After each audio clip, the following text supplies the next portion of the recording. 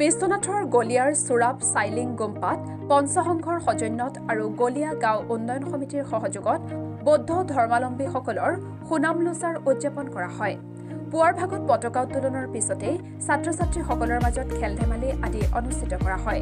বৌদ্ধ ধৰ্মাৱলম্বী লোকসকলৰ এই জাতীয় উৎসৱটি গীতে মাতে উলহ মালহেৰে উদযাপন কৰা পৰিলক্ষিত হয়।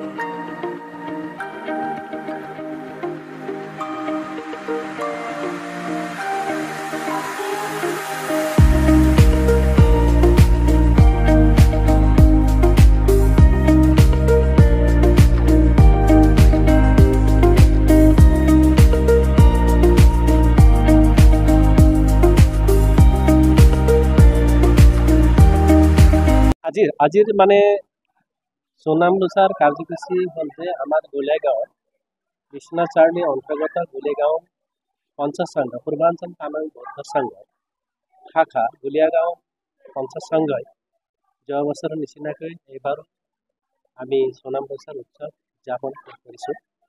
এই সুনামলোচাৰ উৎসৱ হ'ল আমাৰ তামিল জাতিসকলৰ জাতীয় পৰ্ব, জাতীয় মহোৎসৱ। আজি আমি গোলেগাঁৱৰ সমূহ ৰাইজ একত্ৰিত হৈ ইয়াৰ লগতে আমাৰ তামাং জাতিসকল জনগোষ্ঠীৰ লগতে গোলেগাঁৱত যিমানখিনি আমাৰ জনগোষ্ঠীৰ মানুহখিনি আছে সকলোকে আমি সামৰি সাৰ্বজনীন হিচাপে আমি সুনামলোচাৰ উদযাপন কৰিছোঁ। আজি আমি ৰাতিপুৱাৰ কাৰ্যসূচী হ'ল প্ৰথমতে আমাৰ 9:30 বজাত পতাকা উত্তোলন আছিলে।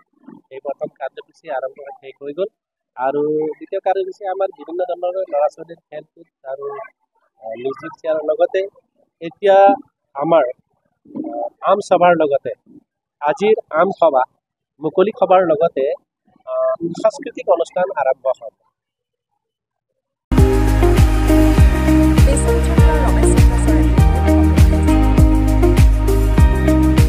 অমৃত প্ৰবাহ অসমীয়া সাপ্তাহিক কাকতৰ ডিজিটেল সংস্কৰণ অমৃত নিউজ, সত্যৰ সন্ধানত অমৃত নিউজ।